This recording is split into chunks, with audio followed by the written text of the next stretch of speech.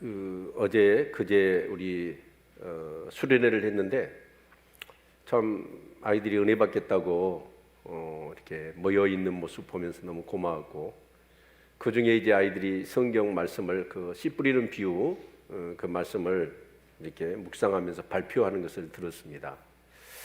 근데 한 아이가 그런 얘기를 하더라고요. 자기 마음밭은 가시떨기밭이라고 얘기하면서 그 가시떨기 나무 속에 자기가 있는데 그 엄마가 그 맨손으로 그 가시 정말 찔려가면서 그 가시를 벗겨주려고 애쓰는 모습, 그걸 느꼈다고 그러더라고요. 그러면서 이제는 엄마가 아니라 자기가 스스로 그 가시 떨기들을 다 제거하고 믿음으로 바로 서겠습니다. 얼마나 감사가 되고 고마웠는지 몰라요. 그 말씀을 묵상하면서 자기 자신을 성찰해보고 또 자기 어머니를 생각해내고 자기가 어떻게 살겠다라고 결단하는 그 모습을 보면서 너무 고맙고 감사가 되었습니다. 사랑하는 성도님들, 매일매일 우리 교회는 매일 성경을 하는 교회입니다. 아멘. 늘 말씀 앞에 경외함으로 서게 하시고 그 말씀 앞에 두려워 떠시며 그 말씀에 여러분의 이 운명을 골 수 있는 그런 삶이 되실 수 있기를 바랍니다. 그래서 생각이 행동을 낳고 행동은 습관을 낳고 습관은 성격을 바꾸며 그 성격이 우리의 운명을 바꾸어 놓거든요. 그래서 매일 성경을 매일매일 묵상하면 그것이 바로 경건의 훈련이거든요. 육체의 연습은 약간의 유익이 있지만 경건은 범사에 유익하니 금생과 내시에 약속이 있는 줄로 믿습니다. 아침마다 보면 막 새벽 공기를 가르면서 막 뛰어다니고 운동하잖아요. 왜 그럴까요? 이 땅에서 건강하게 살려고, 9988 하려고. 그게 복이죠. 그게 바로 육체의 연습이 주는 유익입니다. 그러나 경건의 연습은 금생과 내시에 약속이 있대요. 범사에 유익하답니다. 바로 그 경건의 훈련 중에 첫 번째가 뭐냐면 매일 성경입니다. 가장 기본적으로 나 혼자 하는 건 1대1로 하는 거잖아요. 그래서 좋은 거고, 효과적이라는 건 뭐냐면 매일 하니까 그게 효과적이에요. 그리고 가장 좋은 것은 뭐냐면 매일 성경을 통해서 하나님과 교제하고 하나님의 음성과 하나님의 뜻을 더욱더 하나님을 알아가면서 그 뜻을 우리가 알게 된다는 것입니다. 그것이 우리 교회의 가장 자랑거리가 되었으면 좋겠습니다. 아멘. 여러분, 성경을 묵상할 때 대부분 우리는 주인공, 믿음의 사람들을 중심으로 성경을 묵상하지 않나요? 그런데요, 성경을 묵상하다 보니까 그렇게 해서 얻는 것도 매우 중요하지만 의외로 일반적으로 성경에서 비난을 받는 사람들, 그런 사람들을 묵상하는 것도 우리에게 큰 유익이 된다. 저는 그렇게 말씀을 드리고 싶습니다. 아담과 하와는 그렇게 했을까? 사울은 그렇게 행동을 했을까? 가룟 유다는 예수님을 팔았을까? 바리새인들은 예수님이 메시아인 것을 너무나 알면서도 그것을 인정하지 않았을까? 오늘 본문에 나온 헤롯은 그렇게 행동을 했을까? 이것을 찾아내는 것이 결국은 나의 어떤 그런 연약함을 성찰하는데 오히려 더 근사치에 가깝더라고요. 여러분, 다윗이나 여러분 모세 같은 사람 우리하고 너무 수준이 나잖아요. 그런 사람을 묵상해서 그 사람을 따라가는 것도 중요하지만 또 한편으로는 비난받는 사람들의 문제가 무엇이었는지, 그 사람들이 그렇게 행동을 했는지, 그것들을 묵상하면서 나의 모습을 발견하기가 쉬운 것 같더라고요.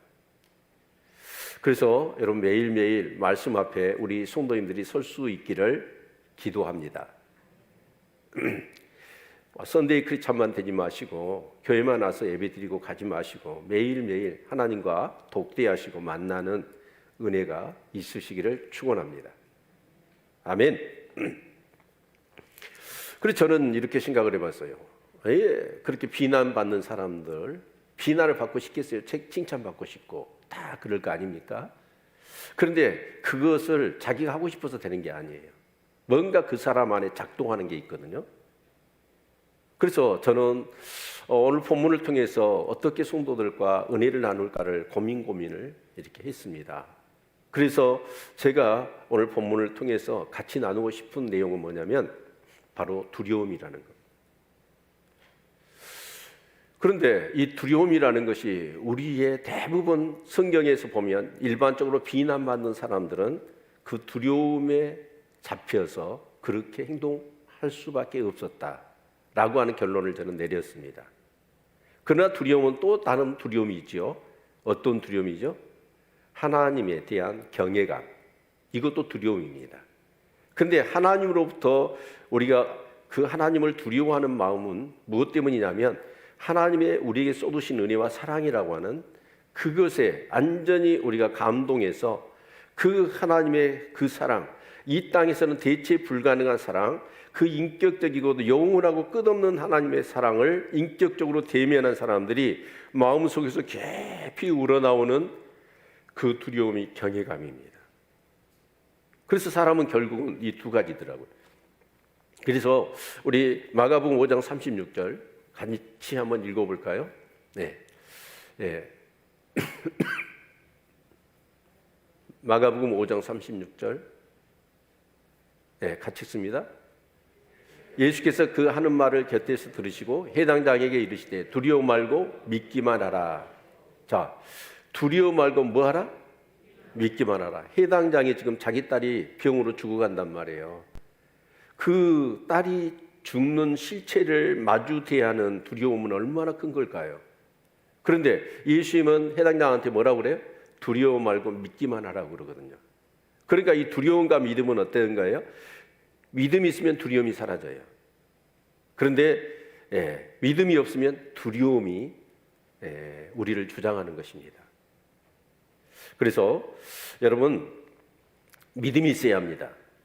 믿는 구석이 있어야 우리는 두려움과 염려가 사라질 줄로 믿습니다. 누구에 대한 믿음이에요? 하나님에 대한 믿음을 가지시기를 바랍니다. 믿음이 없이는 하나님을 기쁘시게 할 수 없거든요. 정말 믿음이 있어야. 그래서 믿음 있는 사람은 어때요? 하나님이 살아계신 것과 자기를 찾는 자들에게 상 주신 인심을 믿는 거잖아요. 그렇죠? 믿음이 있으시죠? 네. 두 번째로 두려움을 우리에게서 몰아내는 것이 있는데 그게 뭐냐면 사랑입니다. 요한일서 4장 18절 같이 한번 보겠습니다. 네. 사랑 안에 두려움이 없고 온전한 사랑이 두려움을 내어쫓나니 두려움에는 형별이 있습니다. 두려워하는 자는 사랑 안에서 온전히 이루지 못하였느니라. 여러분 사랑하는 사람이 있고 사랑을 받는 정말 나를 사랑하는 사람이 있고 내가 누구를 사랑하잖아요. 그러면 두려움이 있어요 없어요? 잘 모르시는가 보네. 네, 사랑하면 두려움이 없어요. 근데 그것도 뭐예요? 하나님이. 그래서 기근이나 칼이나 적신이나 그 어떤 위험도 우리를 어떻게 해요? 그리스도에서 끊을 수 없고 넉넉히 그리스도의 사랑으로 이기는 줄로 믿습니다. 아멘. 제가 고등학교 때 강주로 유학을 왔잖아요. 근데 제가 집이 장흥이에요. 그런데 강주에서 차를 타면 장흥까지 가는데 그 당시에는 이렇게 아스팔트가 없었습니다. 그래가지고 이 자갈길, 흙먼지 푹 일으키면서 차가 장흥까지 가는데 5시간 내지 6시간 걸렸어요. 자, 그런데 이제 차비가 없으니까 강주에 이렇게 오게 되면 한 달에 한 번씩 집에를 내려가요. 그럼 가슴이 그렇게 설레요. 그런데 이제 어쩌다가 같이 이렇게 저희는 남녀공학이었거든요. 그래서 같은 학급에 있었던 친구들이 같이 차를 탄단 말이에요. 근데 한 번은 그 여자애가 차를 탔어요. 저는 면세지라 딱 내리면 집으로 금방 뭐 한 2, 3분이면 집에 들어가는데 얘는 거기서 15리길을 더 가야 돼요. 시골이에요. 근데 그 도착한 시간이 이렇게 그때는 토요일도 공부를 하기 때문에 끝나고 가기 위해서는 터미널 가면 2시, 3시 차를 타야 돼요. 그러면 이제 어떻게 해서 차 잡고 해서 타고 내려오면 6시 넘어버리거든요. 근데 6시가 넘었더라 캄캄해진 거예요. 겨울이라. 6시 반 정도 됐을 것 같습니다. 그래서 야, 너 무섭지 않냐? 그래서 우리 집에서 우리 자고 가라. 그랬더니 안 된대요. 왜냐하면 또 주일 되면 올라가야 되니까. 그래서 집에 가야 된다고. 혼자 나서는 거예요. 근데 제가 원래 의리 있는 사나이 아닙니까? 여자를 혼자 보낼 수가 없어서 그럼 내가 데려다 줄게. 용기 있게 했거든요. 그래서 둘이 15리길을 한 밤에 이렇게 그러니까 15리길이니까 얼마가 걸렸냐면 얼마나 걸렸을까? 예? 예, 하여튼 데려다 줬어요. 둘이 얘기하니까. 그런데 이제 내가 돌아와야 되잖아요. 혼자 돌아오는데요, 엄청 무서운 거예요. 그 공동묘지도 있고 그 냇가를 또 하나 건너야 되거든요. 근데 거기서 사람들이 빠져서 죽었다고 그러고, 그리고 어렸을 때 우리 얼마나 귀신 이야기를 많이 들었습니까? 그래가지고 자갈길을 받고 오는데 뒤에서 쪼박쪼박 내 발자리를 쫓아와 누가. 그래서 겁이 나갖고 막 달렸거든요. 그럼 걔가 또 달려와. 그게 무서워서 딱 멈춰. 그럼 저도 멈춰. 우와, 산에서 뭐가 이 비닐로 같은 게 걸려있는데 꼭 유령같이 막 귀신처럼 막 달라들 것 같고. 우와, 죽다 살아났어요 제가. 근데 제가 왜 그랬냐 하면, 갈 때는 그 애를 내가 좋아했는가 봐. 그래가지고 갈 때는 하나도 안 무서웠는데 그의 집에 데려놓고 나 혼자 안 돼. 그렇게 무서운 거예요. 여러분, 하나님의 사랑을, 하나님이 나를 얼마나 사랑하시는지, 자기 목숨을 내주시면서까지 나를 살려주셨잖아요. 그 사랑이 있으면 우린 두려움이 없습니다. 아멘. 또 하나가 있는데 그게 뭐냐면 소망이에요. 소망. 우리 데살로니가전서 1장 3절 같이 한번 읽어볼까요? 예. 데살로니가전서 1장 3절. 훈련을 해야 되는데 빨리 좀 나와야 되는데. 예, 같이 읽겠습니다. 시작. 너희 믿음의 역사와 사랑의 수고와 우리 주 예수 그리스도에 대한 소망의 인내를 우리 하나님 아버지 앞에서 쉬지 않고 기억하면. 여기 믿음, 사랑, 소망이 다 나오잖아요. 믿음은 뭐가 일어나야 돼? 역사가 일어나야 믿음인 거예요. 사랑은요, 수고를 해야 돼. 소망은요, 인내가 있는 거예요. 근데 그 소망은 뭐예요? 예수 그리스도께서 결국 그 좋으신 하나님이 나에게 좋은 일을 허락해 주실 것이다라고 하는 일종의 소망, 기대지요. 그렇죠? 예. 그래서 믿음은 기대잖아요, 기대. 그런데 두려움은 뭐예요? 진짜 무서운 일, 어려운 일들이 생길 거라고 하는 것 때문에 두려움이 오지 않습니까? 그래서 우리에게 있어서 진짜 필수 영양소가 뭐예요? 탄수화물, 지방, 단백질이듯이 우리 믿음의 사람들에게는 반드시 믿음, 소망, 사랑, 이 세 가지가 꼭 있어야 됩니다. 아멘. 그래서 우리가 고린도전서 13장 13절 같이 한번 읽어볼까요? 네. 믿음, 소망, 사랑. 그런즉 믿음, 소망, 사랑 이 세 가지는 항상 있을 것인데 그 중에 제일은 사랑이라. 아멘. 이 사랑이 어떤 사랑이에요? 하나님 사랑. 그래서 사도 바울은 고린도후서 5장 14절에 이렇게 얘기합니다. 같이 한번 읽겠습니다. 고린도후서 5장 14절. 그리스도의 사랑이 우리를 강권하시는도다. 우리가 생각건대 한 사람이 모든 사람을 대신하여 죽였은즉 모든 사람이 죽은 것이라. 자, 그리스도의 사랑이 우리를 강권하십니다. 믿으십니까? 강권하는 건 뭐냐? 강하게 우리를 붙잡고 계시다는 거예요. 그런 사람은 칼이나 적신이나 위험이나 그 어떤 것도 두려움이 없어요. 이 놀라운 하나님의 사랑, 하나님에 대한 믿음, 그리고 그 그리스도에 대한 소망이 항상 우리 안에 가득할 수 있기를 바랍니다. 그러면 뭐가 없어지냐면 두려움이 사라지는 거예요. 아멘. 예, 여러분 걱정이 몇 가지라고요? 5만 가지. 5만 가지 걱정이 계속해서 우리에게 밀묻듯이 때로는 막 들어오거든요. 그런데 믿음, 소망, 사랑이 확실하게 내 안에 딱 구축되어 있는 사람은 어쩌냐? 두려움이 다 떠나요. 그런 은혜가 있기를 주님의 이름으로 축원을 드립니다. 아멘. 그래서 오늘 본문에 보면 이제 이 세리요한의 죽음이 나오고 거기서 헤롯이 등장하더라고요. 그런데 이 말씀도 우리가 13장과 연계해서 보면 13장은 천국에 대한 8가지의 비유의 말씀을 하셨잖아요.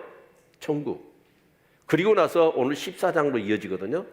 이 내용을 저는 그렇게 해석을 해 보았습니다. 그게 뭐냐면, 자, 천국은 겨자씨 같대요. 겨자씨 같아. 어디서 시작됐는지 미미해요. 그런데 그 겨자씨가 커서 나중에는 어떻게 됩니까? 여러 새들이 와서 깃들어 살 수 있는 큰 나무가 되는 거예요. 하나님 나라가 그렇게 임합니다. 근데 사람들은 어쩌냐? 예수 그리스도께서 오셨는데 성경대로 오셨고 성경대로 그 메시아적인 사역을 감당하셨는데 사람들은 예수를 메시아로 인정을 안 하잖아요. 왜 그랬을까요? 성경에서 하나님이 보내시기로 하신 예수 그리스도를 정확하게 봐야 돼요. 근데 그 이스라엘 백성들은 그 성경에서 말씀하시는 메시아를 기다린 게 아니라 자기들 나름대로 필요한 메시아를 만들어 버렸어요. 그게 이제 우상이 되는 거죠. 우리도 그럴 가능성이 많습니다. 성경에서 말씀하시는 메시아 그리스도가 아니라 내가 원하는 그리스도를 원한 거예요. 그들이 원했던 메시아는 뭐예요? 물리적이고 강압적이고 힘이 있어서 로마를 쳐부수고 그 이스라엘을 속국에서 해방시켜서 다윗의 나라처럼 부국강병한 나라가 이루어지게 할 줄로 알았단 말이에요. 근데 예수님이 오셔서 사역을 하시면서 어떤 사역을 하셨어요? 그렇게 막 세력을 규합하고 뭔가 군대를 만들고 강하게 그런 게 아니라 한 사람 한 사람 만나서 진짜 그들이 질병을 치유하고 귀신을 쫓아내며 사람들을 그렇게 세워가는 거예요. 그러니까 그런 예수를 바라볼 때 아니라고 생각했던 겁니다. 그런데 여러분, 하나님의 나라가 어떻게 됐습니까? 겨자씨만하게 되었지만, 시작했지만 그 하나님의 나라는 전 세계를 지금 정말 그 교회를 세워서 기독교의 그런 영향력이 얼마나 큰지 잘 아시죠? 그러나 여러분, 그것은 하나님의 나라는 이 땅에는 하나님의 통치 개념으로 하나님의 나라가 임한 것이지, 이제 주님이 재림하실 때는 어떻게 될까요? 하나님의 나라가 그렇게 강하고 영광스럽게 임할 줄로 믿습니다. 아멘. 초림하신 예수님은 구원받을 사람들을 설득하고 그들을 정말 가르치고 그들이 하나님의 통치 안에 거할 수 있도록 초대하는 것, 그것이 초림 예수의 사역이었어요. 그러나 주님이 재림하시면 완전히 이 세상은 이제 심판하실 것이고 그 힘있고 강력한 영광의 하나님 나라가 세워질 줄로 믿습니다.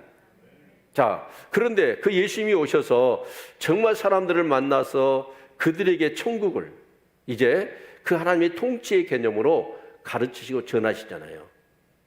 그래서 그 천국은 어떤 사람이 소유하느냐, 이 땅에 임한 하나님의 나라는 하나님의 통치를 받는 사람이에요. 그렇죠? 그래서 그 천국은, 자, 그 밭에 감추인 보화를 발견한 사람, 그리고 진주, 값진 진주를 찾아 나서는 진주 장사와 같다라고 천국의 비유를 그렇게 말씀하셨어요. 그건 뭘 의미하냐면, 사실 우리가 이 세상을 살아가면서 천국을 발견한 사람들, 어떻게 발견하냐면 이 천국은 내 모든 소유를 다 팔아서 사도 아깝지 않을 그 천국의 가치를 깨닫는 사람이에요. 그거 발견하셨나요? 나의 소유를 다 들여도, 그러니까 밭에 감추인 보화를 사기 위해서 이 사람 자기 소유를 다 팔아버리잖아요. 값진 진주도 발견한 사람은 그 진주를 사기 위해서 자기 소유를 다 팔아버려요. 천국은 그런 자일 것입니다. 그러니까 대체 불가능한, 그 하나님 나라하고는 대체가 불가능한 정말 그런 것을 찾지를 못했어요. 유일한 가치, 내 삶의 가장 중요한 절대적인 가치, 그게 천국이라고 여긴 사람은 그 천국을 얻기 위해서 자기 모든 소유, 심지어는 목숨까지도 바칠 수 있어야 합니다. 그래서 이 땅에서 천국을 소유하고 누릴 수 있는 사람이 누구냐면 바로 내가 하나님 나라 백성이 된 것이 가장 나에게 큰 축복이고 자랑이 된 사람, 그게 바로 이 땅에서 천국을 소유한 사람이에요. 여러분, 그 천국 발견하셨나요? 그리고 그 천국을 소유하고 계시고 누리고 계십니까? 아멘. 네. 여러분, 천국 하나만으로 만족할 수 있는 사람, 그런 사람들에게 이 땅에 천국은 열리고 그 세계가 주어지는 거예요. 그런데 대개가 그렇지 못하거든요. 때로는 천국은요, 엄청나게 우리 자존심을 짓밟기도 합니다. 복음의 성격이 그런 거예요. 어떤 거죠? 자, 스로보르니게 여인이 예수님을 찾아와요. 그래서 정말 불쌍히 여겨달라고 막 고함을 치잖아요. 자기 딸이 귀신 들려서 죽어가는 거예요.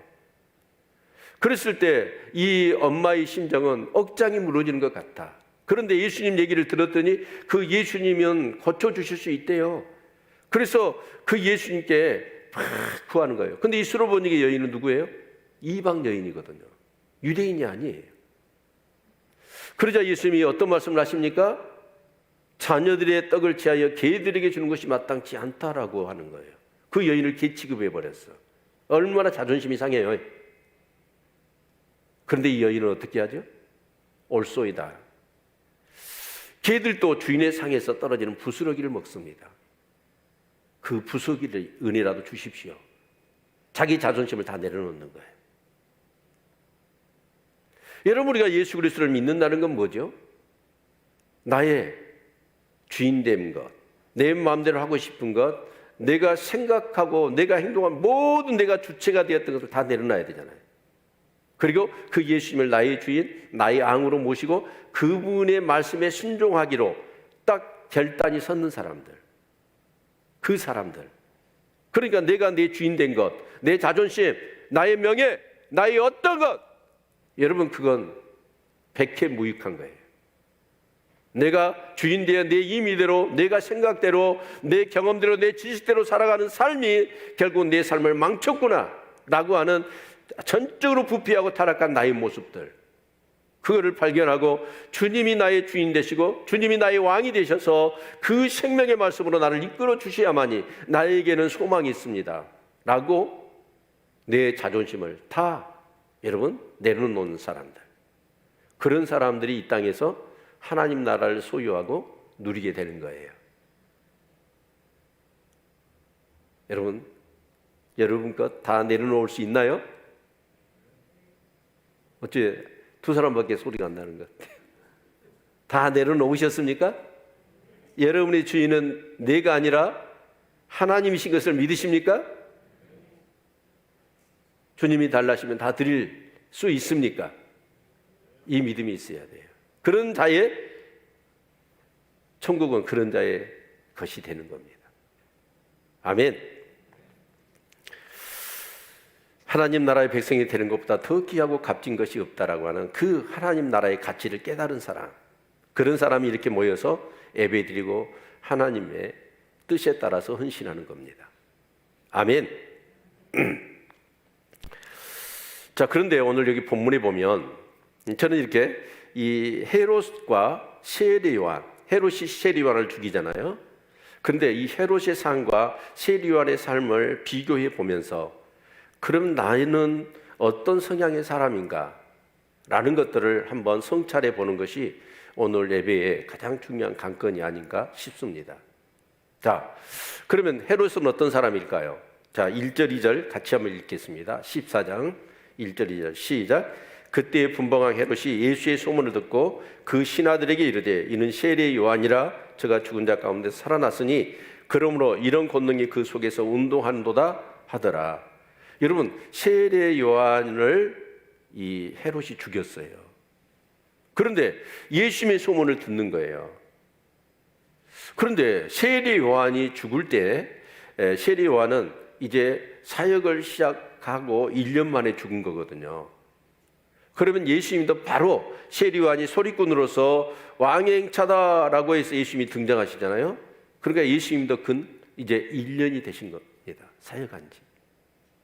그러면 그 유대 땅에서 예수님이 사역을 하셨으니까, 특히 갈릴리 지역에 여러분 사역을 하셨을 때 유대 땅에 예수의 소문이 파닥이 났거든요.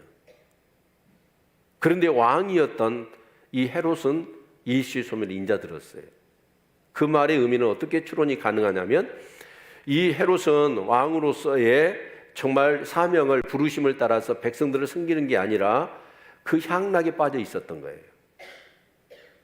그래서 정말 백성들이 어떻게 살고 있는지 정말 그 탐방도 해야 되고 또 보고서를 통해서 어떻게 하면 백성들이 정말 어렵지 않게 살아갈 수 있도록, 특히 로마의 침략을 받고 있는 그런 상황 가운데서 정말 백성들의 삶을 살피지 않고 오직 자기 배만 불리는 일들만 일삼고 살았던 겁니다. 그런데 나중에 이 예수님의 소문이 들으면서 어떤 생각을 갖냐면 자기가 세례 요한을 죽였거든요. 그러니까 세례 요한이 살아나가지고 저 예수라는 사람으로 어떻게 보면 망령이 씌어가지고 그런 일을 한다라고 하는 그 죄책감과 두려움이 확 오게 된 겁니다. 왜 그랬냐면 이 헤롯은 정말 그 왕으로서 역할을 감당하지 못했고 주직님에 빠져 있었던 것이죠. 자, 그런데 이 헤롯은 예수님을 세례 요한을 어떻게 생각했냐면 우리 마가복음 6장 20절 말씀을 한번 볼까요? 마가복음 6장 20절. 실제로 집에 돌아가셔서 이 마태복음 본문의 14장 1절로 12절의 말씀이 마가복음 14절부터 29절에 자세하게 더 잘 나와 있습니다. 이 내용은 소설로도 이렇게 글이 써졌고 이 내용은 오페라로도 이렇게 공연이 될 정도로 성경에서 유명한 그런 스토리입니다. 자, 보면 같이 한번 읽어볼까요? 시작. 헤롯이 요한을 의롭고 거룩한 사람으로 알고 두려워하여 보호하며 또 그의 말을 들을 때에 크게 번민을 느끼면서도 달게 들음이로라. 그러니까 이 헤롯은 세례 요한을 굉장히 경건하고 의로운 하나님의 사람으로 알았어요. 자, 그런데 이 헤롯이 뭘 했냐면 세례 요한을 옥에 가두고 있었던 거예요. 여러분 생각해 보세요. 자기가 경건하고 의롭다고 생각하고 그 사람의 말을 달게 들으면서도 번민을 느낄 정도면 굉장히 뭔가 존경하는 사람 아닙니까? 근데 그런 사람을 감옥에다 집어넣어 버렸어. 그러니까 이것은 이율배반적인 자기 양심이나 자기 어떤 그런 신조나 신앙에서 반하는 행동을 하고 있는 거예요, 헤롯은. 그런데 왜 그랬냐면 세례 요한이 어떻게 보면 500년의 영적인 침묵기를 깨고 일성을 내줄이면서 회개하라 천국이 가까웠다라고 메시지를 선포하잖아요. 그러면서 세례 요한이 이 요단강에서 세례를 주니까 이스라엘 백성들이 구름대처럼 몰려들었습니다. 그래서 로마 당국에서 밀란이 일어났다 싶을 정도로 조사단을 파견할 정도로 유대 땅에 센세이션을 일으켰던 사람이에요. 그러면서 모든 사람들이 헤롯뿐만 아니라 요한을 하나님의 찬 선지자로 알고 있었던 거예요. 그런데 이 세례 요한은 어떤 사람이었냐면 불의와 불법, 그러니까 정의와 공의를 훼손한 일을 보면 특히 정치 지도자들, 왕이라 할지라도 세례 요한은 그냥 강가지를 않았습니다. 근데 그 당시에 이 헤롯 안티파스입니다. 오늘 이 본문에 나오는 헤롯이. 근데 이 헤롯 안티파스가 원래 우리가 이제 성지순례 가면 페트라 그것을 방문하게 될 겁니다. 근데 그 아스타 제국의 공주하고 결혼을 했어요, 헤롯 안티파스가.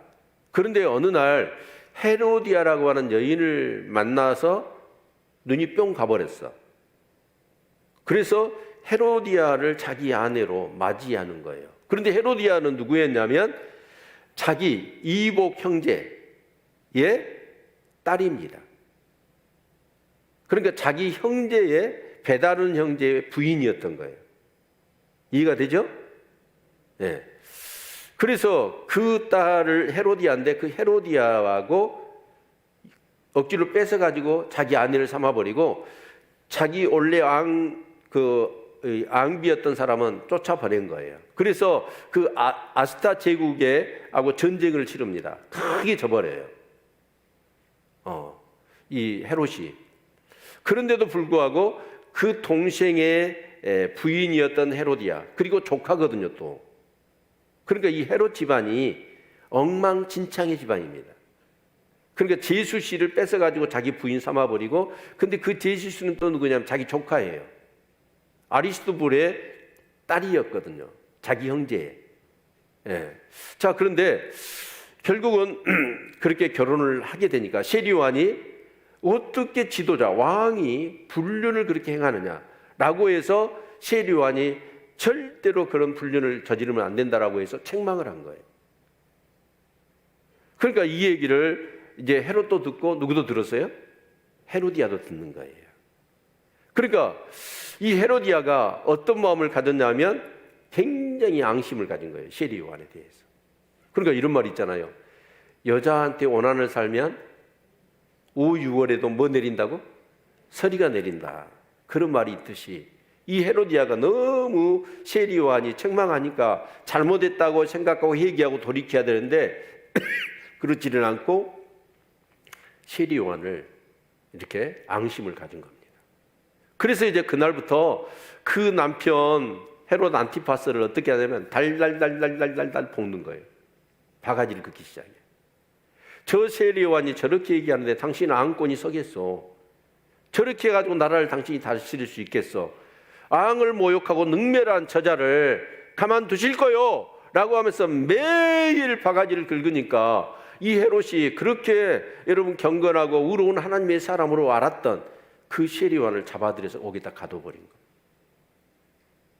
그럴 때 헤로디아는 어떻게 했어요? 감옥에 갇히게 되니까 어떻게 하든지 세리요한을 죽이려고 독살을 하려고 막 그러니까 헤롯은 보호를 해줬어. 그리고 틈틈이 시간만 나면 그 옥에 가서 세리요한이 자기에게 막 책망을 하고 비난을 하는데도 불구하고 그걸 번민을 느끼면서 달게 들었단 말이에요. 여러분, 이 헤롯의 모습을 보면서 우리 모습을 보이지 않나요? 우리는 하나님 말씀을 달게 들어요. 그리고 번민도 느껴요. 그런데 아무런 변화가 없는 거예요.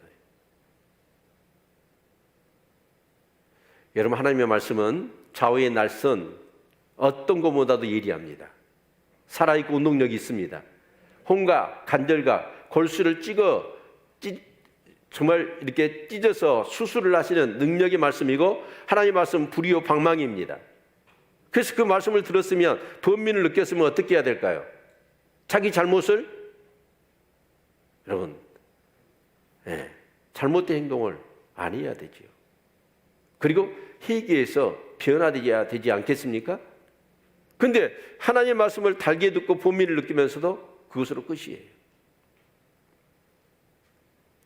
하나님 말씀은 그렇습니다. 아까도 말씀드렸지만 우리 자존심을 내려놔야 되고 내가 주인 된 것을 내려놔야 되거든요. 근데 내려놓지를 않는 거예요. 그래서 결국은 이렇게 세리요한을 감옥에다 가둬뒀습니다.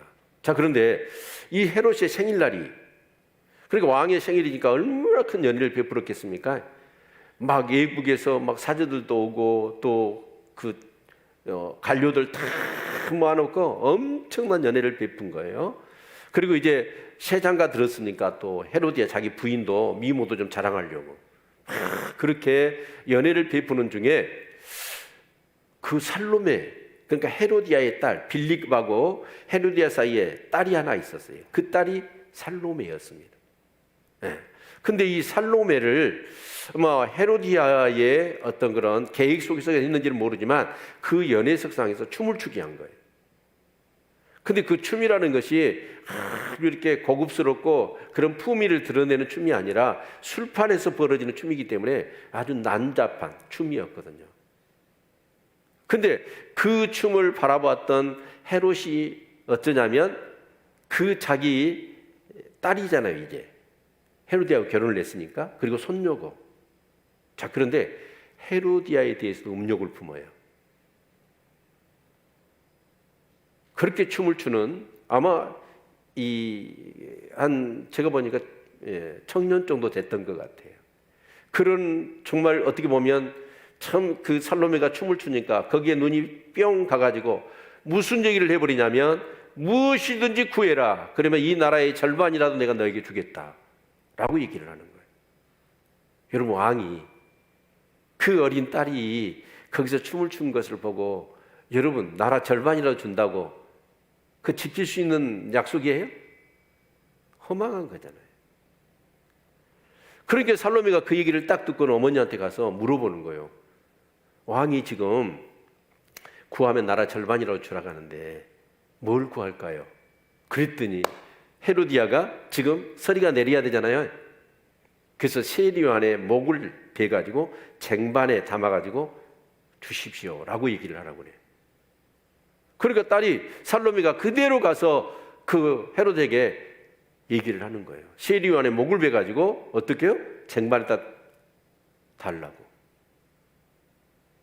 그러면 어떻게 해야 될까요? 여러분이 헤롯이라면 떼기로 구할 것을 구해야지. 세상에 여러분 그러면서 나무라서 보내야 될 거 아닙니까? 근데 세리요한은 자기 명예, 자기 아항의 어떤 자존심 그것을 내려놓지를 못해요. 자기가 경건하고 의롭다고 생각하고 늘 번민을 느끼며 달게 들었던 하나님의 사람, 결국 그 시엘이 요한을 목을 베서 가져오게 합니다. 그리고 시엘이 요한을 죽여버린 거예요. 여러분, 우리가 하나님의 말씀을 수없이 들어요. 달게 들어요. 번민을 느끼면서도 들어요.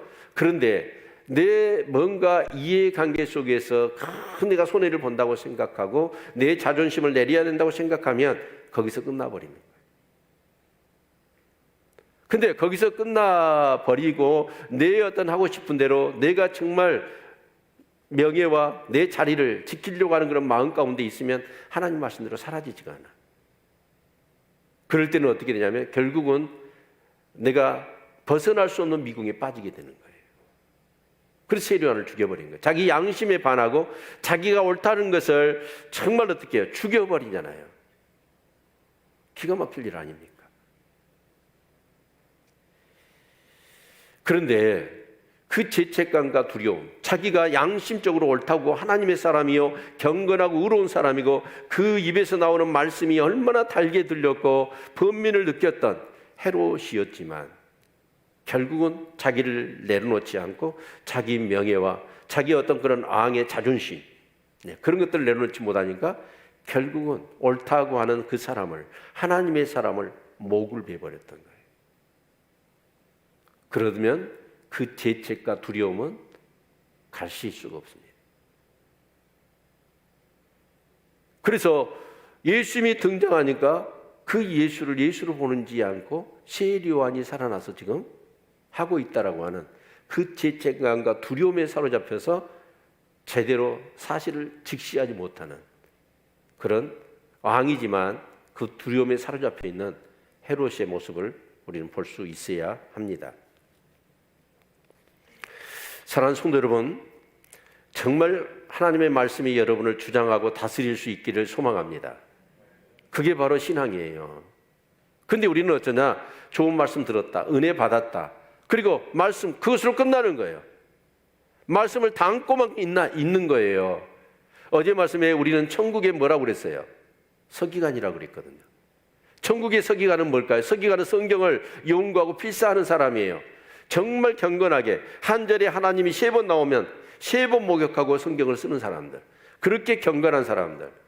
그래서 여러분, 천국의 서기관이란 말은 어떤 사람이냐면 하나님의 말씀을 완전히 내 것으로 내 마음 가운데, 내 영혼, 의식 가운데 새겨놓고 내가 살아가는 삶 전체가 뭐냐면 하나님 말씀대로 살아가는 삶이에요.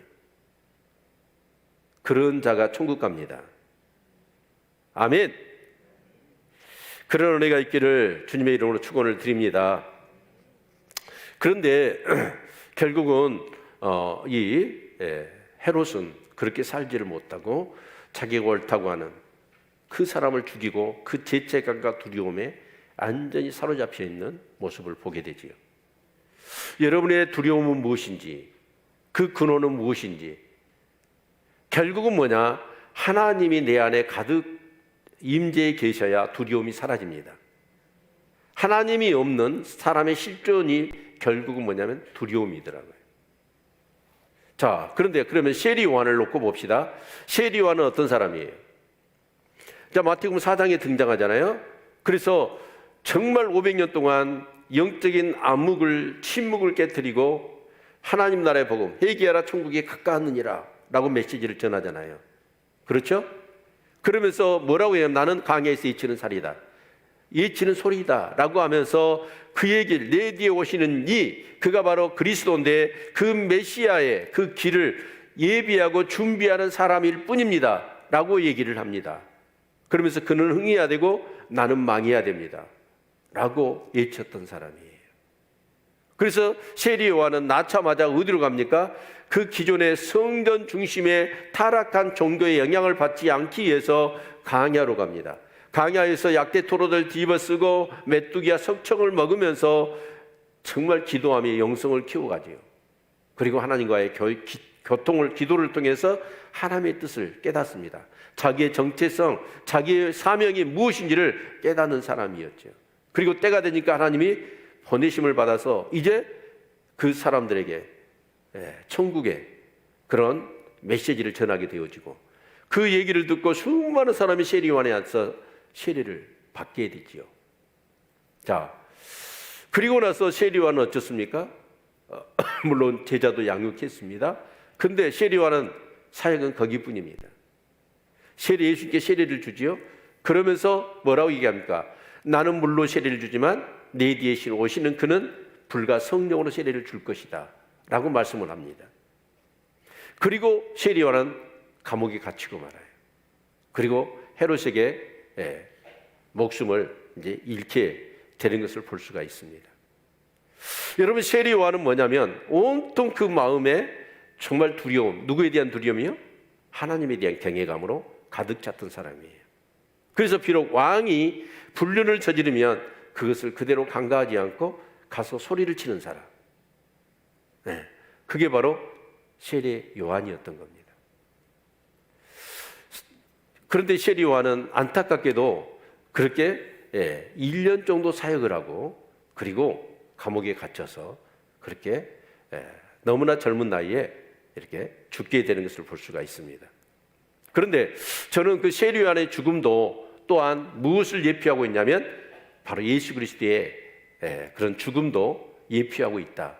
그러니까 온통 세례 요한은 자기가 드러나지 않고 단지 소리일 뿐이고, 그리고 자기 삶, 죽음 넘은 모습까지도 예수 그리스도의 삶을 이렇게 제시하고 죽는 그런 사람이었던 겁니다.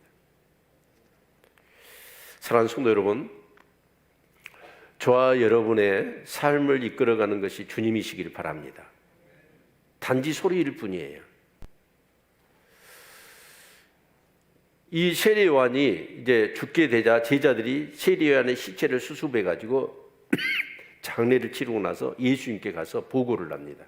그게 오늘 마지막 절이거든요. 그런데 이 보고를 받으신 예수님이 반응을 한번 찾아보려고 했더니 반응이 없더라고. 적어도 한마디는 하셔야 되지 않을까요? 너무 슬프다. 아니면 못된 놈들이네 라고 하는 말씀을 하셔야 되지 않을까요? 근데 예수님은요, 한 말씀이 없더라고요. 저는 그걸 어떻게 받아들이냐면 세례 요한의 삶은 거기뿐이에요.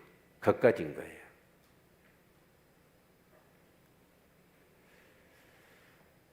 정말 훌륭한 사람이죠. 오래오래 살았으면 좋을 뻔했던 사람, 주님과 더불어 함께 동역을 했었으면 좋을 뻔했던 사람. 그런데 세례 요한은 어쩌냐? 단 1년 화끈하게 살다가 죽는 모습까지도 하나님의 쓰임을 받고 죽어간 사람. 우리 모두가 그런 사람이 될 수 있기를 축원합니다. 여러분, 오래 살고 싶으시죠? 네. 내가 어떤 최후를 마치느냐, 그것도 중요하고 어떤 삶을 사느냐 하는 것도 중요한 것 같습니다. 성경에 보면 정말 그런 비난을 받지 않은 사람 몇몇이 있거든요. 허물이 없는 사람. 네, 그 중에 한 사람이 제가 볼 때는 세례 요한 같아요. 오직 주님만을 위해서 자기 삶을 소리처럼 살다가 소리처럼 사라지는 그런 삶을 살았던 사람, 세례 요한입니다. 비록 이 땅에서 한 34살 정도에, 근데 예수님도 34살에 돌아가셨거든요. 예수처럼 살다가 한 사람, 그 삶에 그를 주장하고 그를 다스릴 수 있는 분은 누구밖에 없었냐면 오직 하나님밖에 없었습니다. 우리 사는 성도님들, 그런 삶을 살아내기를 주님의 이름으로 축원을 드립니다. 세리와 헤롯은 그렇습니다. 정말 자기가 전부였어요.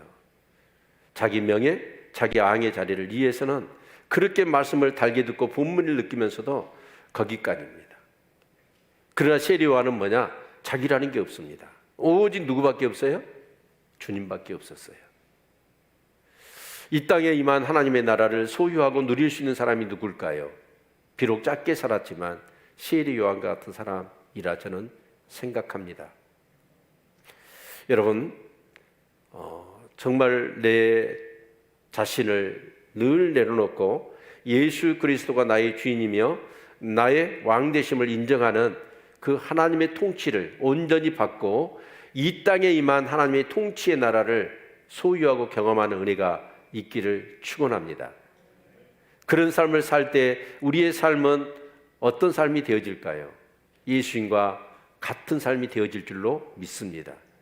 그런 말씀이 바로 우리 고린도후서 4장 7절로 11절 말씀 한번 볼까요? 같이 한번 보겠습니다. 자, 7절 우리 큰 목소리로 같이 읽겠습니다. 시작. 우리가 이 보배를 질그릇에 가졌으니 이는 능력의 힘이 큰 것이 하나님께 있고 우리에게 있지 아니함을 알게 하려 함이니라. 아멘. 자, 여러분, 저와 여러분이 예수 그리스도를 믿으시죠? 믿으십니까? 영접하셨나요? 영접하는 자 곧 그 이름을 믿는 자들에게는 하나님의 자녀가 되는 권세를 주신 줄로 믿습니다. 그래서 영접했다면 내 안에 누가 계실까요?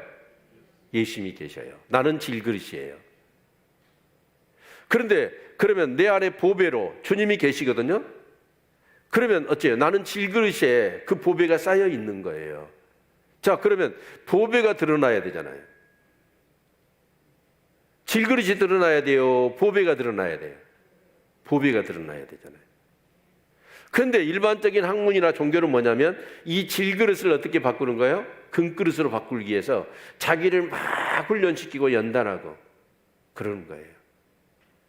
그런데 우리 기독교 신앙은요, 그렇게 해봤자 필요가 없어요. 좀 좋아질 뿐이지. 질그릇을 깨버려야 됩니다. 질그릇을 깨버려야 내 안에 계신 보배로우신 예수님이 드러나는 거예요. 내가 깨지는 거예요. 내가 없어져 버리는 거예요. 이것이 신앙생활이에요. 왜 예수님을 주님이라고 부르십니까? 그분이 나의 주인이고 나는 뭐예요? 종이에요. 근데 우리는 어쩌냐? 주인 대신 주님 위에 있는 상주인이 내가요. 내가 되어 있는 거예요. 그래서 치사 선택을 해요. 하나님의 말씀도 나한테 유불리를 따져서 유리하면 순종하고 그렇지 않으면 무시해버리고, 그것은 예수님을 영접한 예수를 구주라고 부를 수 있는 사람의 삶이 아니에요. 여러분, 이해관계를 떠나서 주님의 말씀하시면 무슨 말씀인지 순종해야 합니다. 이게 바로 신앙생활이에요. 그래서 결국은 뭐냐면 질그릇이 깨져버려야, 질그릇이 없어져야 내 안에 계신 보배가 드러나는 거예요. 아멘. 그래서 사도 바울은 뭐라고 얘기합니까? 나는 날마다 죽노라. 내가 죽어야 돼. 근데 안타깝게도요, 신앙생활을 많이 하신 분들이 굉장히 자기 주장이 세요. 자기 뜻이 강해요. 저는 이런 것을 많이 봐요. 여러분, 나를 통해서 내가 드러나는 게 좋겠어요? 내 안에 계신 예수님이 드러나야 좋겠어요? 예수님이 드러나야 돼요. 말하는 것도 내가 아니라 꼭 예수님이 말한 것 같이. 아멘. 여러분, 내가 행동하는 모든 것들이 옛날에 나의 어떤 모습이 아니라 이제 내 안에 계신 예수 그리스도가 나를 통해서 그렇게 사실은 같이 사셔야 된다고요. 그래서 죽은 줄로 여길지어다. 믿음이라는 건 뭐냐면 내가 죽은 줄로 여길 수 있는 사람, 그게 믿음의 사람이에요.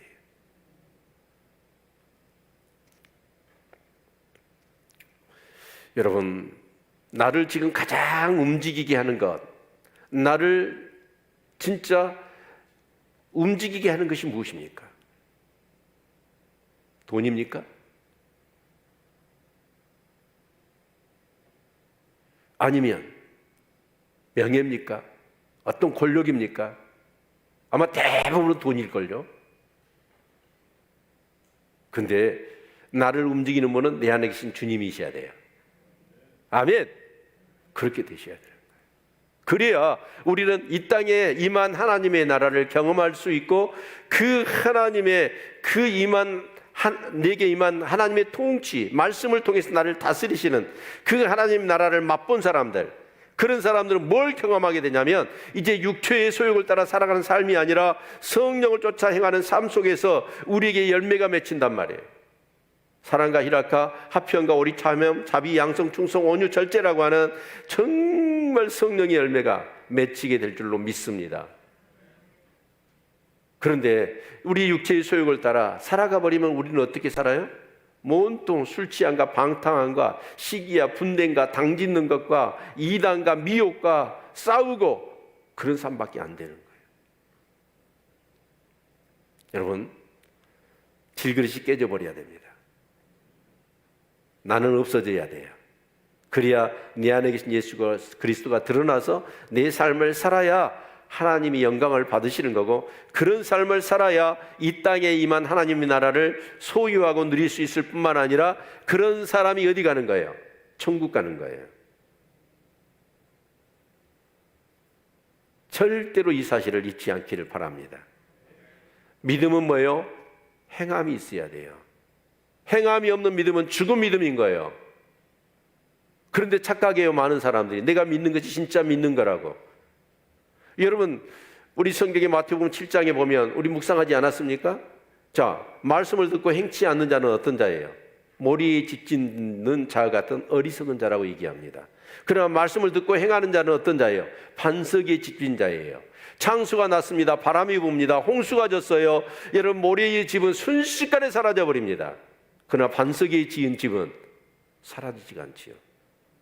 저의 사명은 뭐냐면 우리 교회 다니는 모든 성령들이 천국 가게 하는 거예요. 그리고 죽어서 갈 천국을 이 땅에서도 경험시키는 겁니다. 이것이 목사의 사명이라고 생각합니다.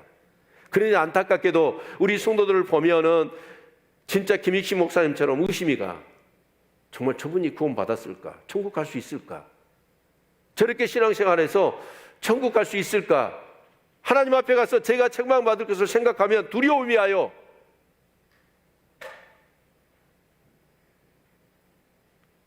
착각하지 마세요.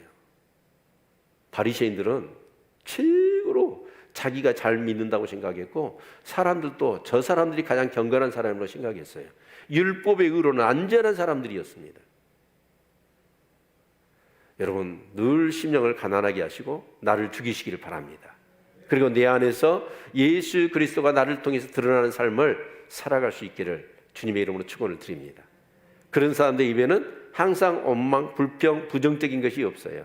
모든 게 범사에 감사합니다. 항상 기뻐할 수 있습니다. 쉬지 말고 기도하는 삶을 살아갈 수 있는 것이죠. 여러분의 삶은 세례 요한입니까? 헤롯입니까?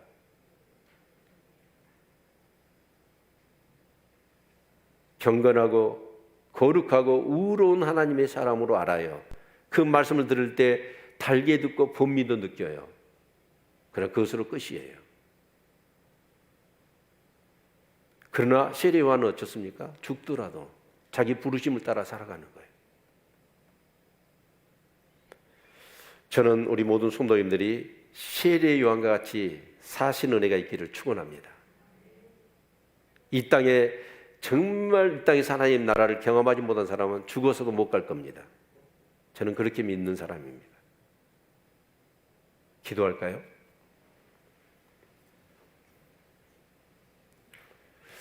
여러분, 그렇게 열심히 교회에서 봉사하고 그렇게 여러분 정말 헌금하면서 그 귀한 예물을 드리면서 그렇게 신앙생활을 수십 년을 하고 천국 못 가면 어떻게 하냐고요.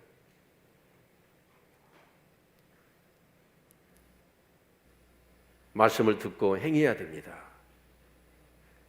말씀을 듣고 행치 않으면 그 믿음은 죽은 믿음이에요. 정말 죽어서 갈 천국을 이 땅에서 경험하시는 은혜와 축복이 우리 성도들에게 넘치기를 소망합니다.